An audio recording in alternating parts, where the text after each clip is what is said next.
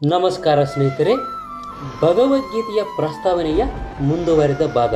ಒಬ್ಬ ಮನುಷ್ಯ ಒಂದು ನಿರ್ದಿಷ್ಟ ಕಾಲದಲ್ಲಿ ಒಂದು ನಿರ್ದಿಷ್ಟ ಬಗೆಯ ಶ್ರದ್ಧೆಗೆ ತಾನು ಸೇರಿದವನು ಎಂದು ಹೇಳುತ್ತಾನೆ ಮತ್ತು ತಾನು ಒಬ್ಬ ಹಿಂದೂ, ಮುಸ್ಲಿಂ, ಕ್ರೈಸ್ತ, ಬೌದ್ಧ ಅಥವಾ ಬೇರೆ ಯಾವುದೋ ಪಂಥವನ್ನು ಅನುಸರಿಸುತ್ತೇನೆ ಎಂದು ಹೇಳಿಕೊಳ್ಳುತ್ತಾನೆ.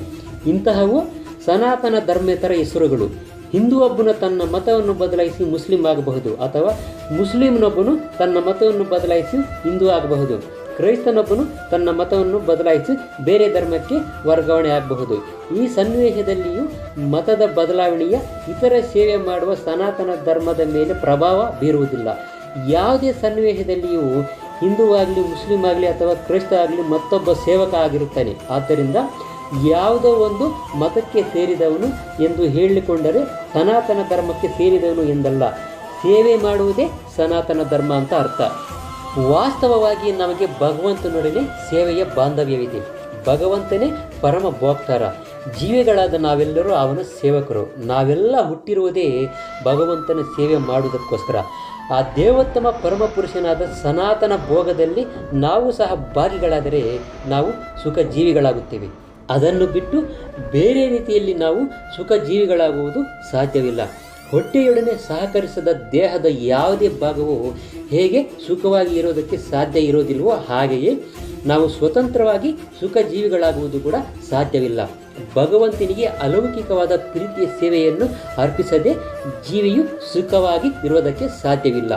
ಐಹಿಕ ಬಯಕೆಗಳು ಯಾರ ಬುದ್ಧಿಶಕ್ತಿಯನ್ನು ಅಪಹರಿಸುತ್ತವೆಯೋ ಅವರು ದೇವತೆಗಳಿಗೆ ಶರಣಾಗುತ್ತಾರೆ ಮತ್ತು ತಮ್ಮ ತಮ್ಮ ಪ್ರಕೃತಿಗಳಿಗೆ ಅನುಗುಣವಾಗಿ ಪೂಜೆಯ ನಿಯಮಗಳನ್ನು ಅನುಸರಿಸುತ್ತಾರೆ. ಕಾಮದಿಂದ ನಿರ್ದೇಶಿತರಾದವರು ಮಾತ್ರ ದೇವತೆಗಳನ್ನು ಪೂಜೆ ಮಾಡುತ್ತಾರೆ.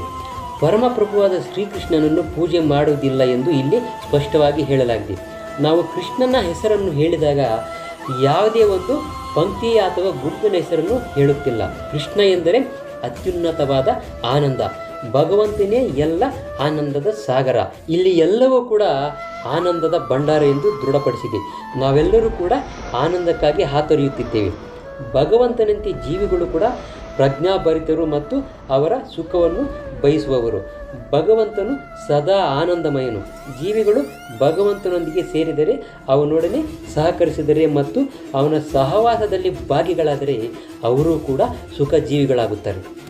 ಭಗವಂತನು ಸುಖಮಯವಾದ ತನ್ನ ಲೀಲೆಗಳನ್ನು ಬೃಂದಾವನದಲ್ಲಿ ತೋರಲು ಈ ಮರ್ತ್ಯ ಜಗತ್ತಿಗೆ ಇಳಿದು ಬರುತ್ತಾನೆ. ಶ್ರೀಕೃಷ್ಣನು ಬೃಂದಾವನದಲ್ಲಿದ್ದಾಗ ಅವನು ಗೋಪಾಲಕ. ಸ್ನೇಹಿತರೊಡನೆ, ಅವನ ಸಖಿಯರೊಡನೆ, ಬೃಂದಾವನದ ಇತರ ನಿವಾಸಿಗಳ ಒಡನೆ ಮತ್ತು ಗೋವುಗಳೊಡನೆ ಅವನ ಲೀಲೆಗಳು ಸುಖಮಯವಾಗಿ ಇದ್ದವು. ಇಡೀ ಬೃಂದಾವನದ ಜನತೆಗೆ ಕೃಷ್ಣನನ್ನು ಬಿಟ್ಟು ಬೇರೆ ಏನೂ ಗೊತ್ತಿರಲಿಲ್ಲ. ಆದರೆ ಶ್ರೀಕೃಷ್ಣನ ತಂದೆ ನಂದ ಮಹಾರಾಜನು ದೇವನಾದ ಇಂದ್ರನ ಪೂಜೆ ಮಾಡುವುದನ್ನು ವಿರೋಧಿಸಿದನು. ಏಕೆಂದರೆ ಜನರು ಯಾವ ದೇವರನ್ನು ಪೂಜಿಸಬೇಕಿಲ್ಲ ಎಂದು ಕೃಷ್ಣ ಬಯಸಿದ. ಅವರು ಪೂಜೆ ಮಾಡಬೇಕಾದದ್ದು ಭಗವಂತನನ್ನು ಮಾತ್ರ. ಏಕೆಂದರೆ ಅವರ ಕಟ್ಟಕಡೆಯ ಗುರಿ ಭಗವಂತನನ್ನು ಸೇರೋದು ಮಾತ್ರ. ಸ್ನೇಹಿತರೆ, ಇನ್ನಷ್ಟು ಭಗವದ್ಗೀತೆಯ ಪ್ರಸ್ತಾವನೆಯ ಬಗ್ಗೆ ಮುಂದಿನ ವಿಡಿಯೋದಲ್ಲಿ ತಿಳ್ಕೊಳ್ಳೋಣ. ಅಲ್ಲಿವರೆಗೂ ನಮಸ್ಕಾರ.